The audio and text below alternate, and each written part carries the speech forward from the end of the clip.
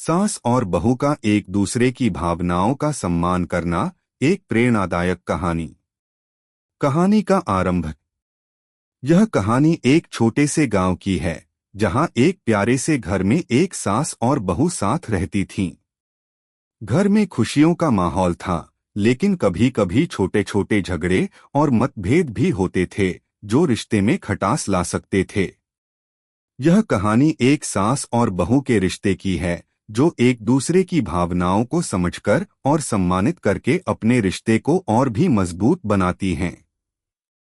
अगर आप अपनी माँ से प्यार करते हो और उनको हमेशा खुश देखना चाहते हो तो चैनल को सब्सक्राइब करो, लाइक करो, जय माता दी कमेंट करो। बहुत ही जल्द आपको खुशखबरी मिलेगी। प्लीज वीडियो को लास्ट तक जरूर देखें। अब आगे सुने।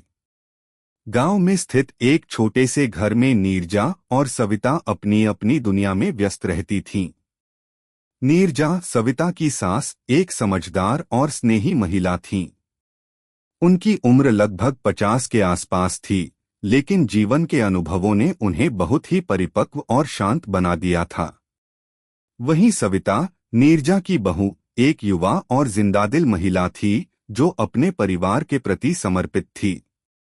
वह चाहती थी कि घर में शांति और सौहार्द बना रहे, लेकिन कभी कभी उसे अपनी सास की कठोर बातें खल जाती थीं।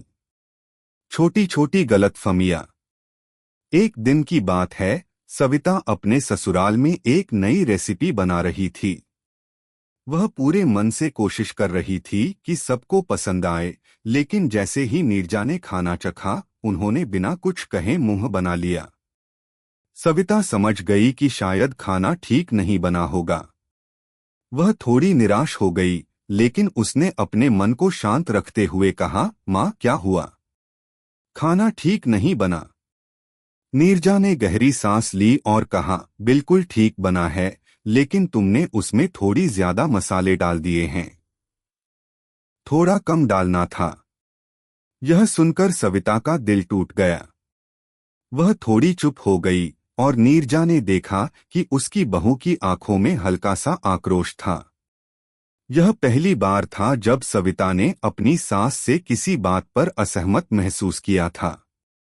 वह यह सोचने लगी कि क्या अपनी मां के सामने वह कभी भी अपनी भावनाओं को व्यक्त कर सकती है। समझौते का प्रयास। कुछ दिन बाद सविता ने मन में ठान लिया कि वह अपनी सास से सीधे तौर पर बात करेगी। एक दिन जब नीरजा अपने काम में व्यस्त थी, सविता ने धीमे से पास जाकर कहा, माँ, मुझे लगता है कि हम दोनों को एक दूसरे से ज्यादा बात करनी चाहिए। कभी कभी मुझे लगता है कि मेरी भावनाओं का सम्मान नहीं हो पाता। नीरजा थोड़ी चौंकी, लेकिन फिर उसने ध्यान से सविता को देखा और समझा।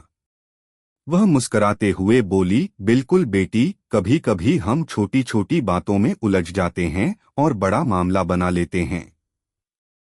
हम दोनों को एक दूसरे को समझने का प्रयास करना चाहिए। सविता ने भी हल्की सी मुस्कान दी और कहा, माँ, मुझे लगता है कि हमें एक दूसरे के विचारों का सम्मान करना चाहिए।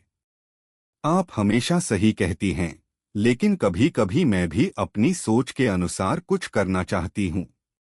नीरजा ने सिर झुका लिया और कहा, तुम सही हो बेटा, मैं हमेशा यही चाहती हूँ कि तुम खुश रहो और अपने विचारों को खुलकर व्यक्त करो।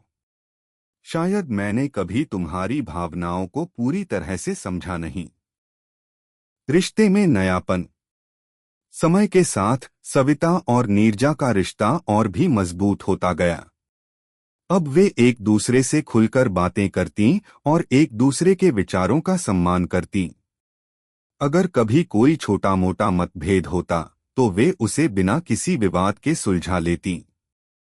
नीरजा ने सविता को अपने जीवन के अनुभव बताए और सविता ने अपनी आदतें और विचार माँ को बताने शुरू किए। एक दिन सविता ने नीरजा से कहा, माँ, मैंने सुना है कि आपके समय में महिलाएं बहुत कठिनाइयों से गुजरती थीं और आपने उन कठिनाइयों को बड़ी बहादुरी से पार किया। क्या आप मुझे उन दिनों के बारे में कुछ बताना चाहेंगी?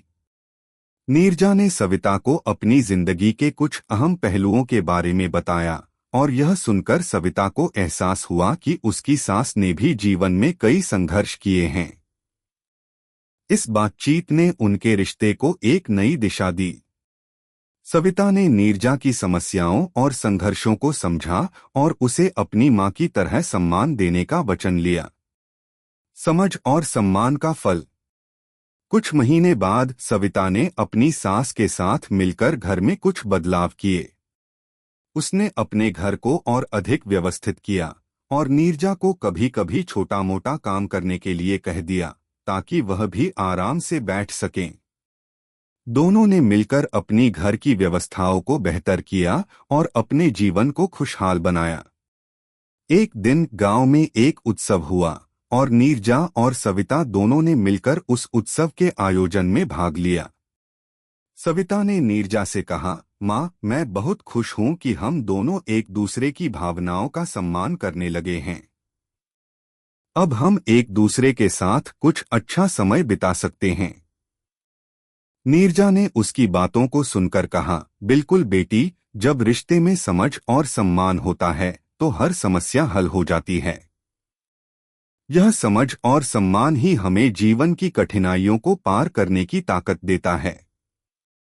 समाप्ति। समय बीतता गया और नीरजा और सविता का रिश्ता एक आदर्श बन गया। गांव में लोग उनकी बातों और उनके रिश्ते की मिसाल दिया करते थे। सास और बहू के रिश्ते में अब कोई दूरी नहीं थी। वे एक दूसरे के सबसे बड़े सहारा बन चुके थे।